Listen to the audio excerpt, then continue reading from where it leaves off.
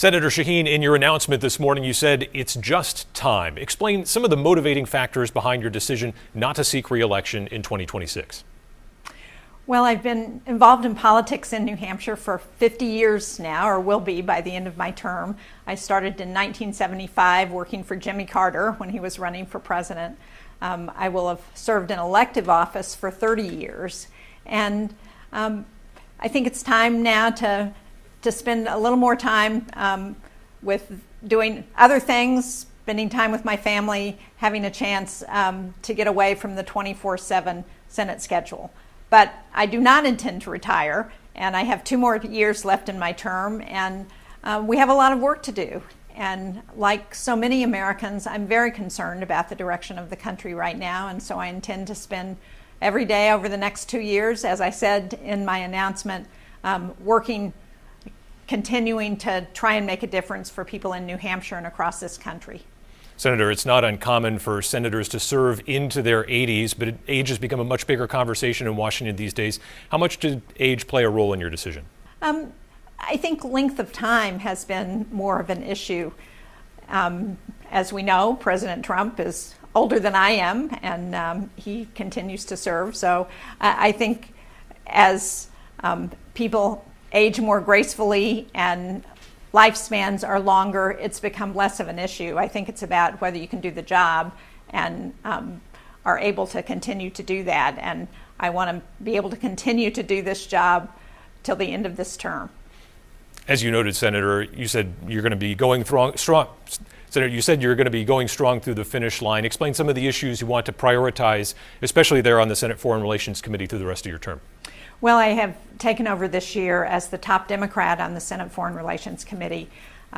Given the continuing war in Ukraine, I just went to the floor yesterday with 7 of my colleagues, 4 Democrats and 4 Republicans, to talk about why it's very important for us to continue to support Ukraine, why we need to make sure they're at the strongest position possible in any negotiations, why we need to stand up to Vladimir Putin, who's a murderous dictator, and why this is important as we think about the role of the United States in the future, about our competition in the world.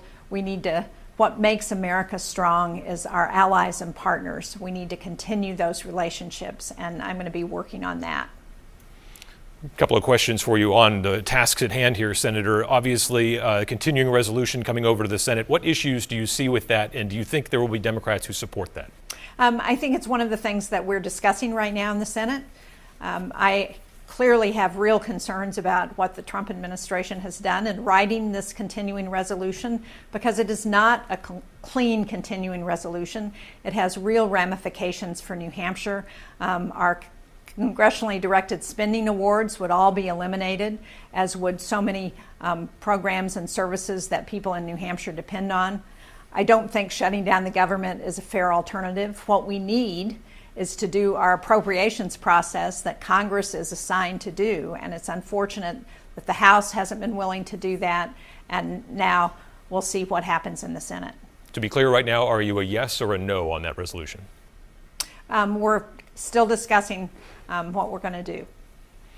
So, Senator, a little bit on the legacy factor. Obviously, you're not done in public service yet, but when you look back at your long career, what are some of the highlights that you see, the things you will point to and say, that's what I'm most proud of?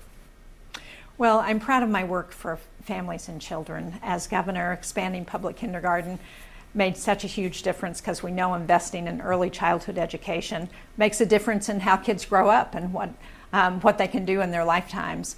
I'm proud of the investment in children's health insurance and continuing to work for health care here in the Senate. I'm very proud of passing the Affordable Care Act to expand health care for millions of Americans and tens of thousands of people in New Hampshire, and for continuing to work to try and lower the cost of that health care for people.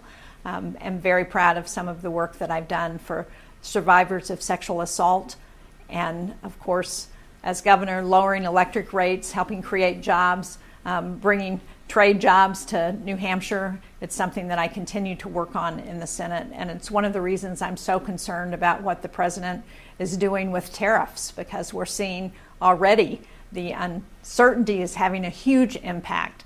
I'm hearing from small businesses every day who are going to be affected by these tariffs.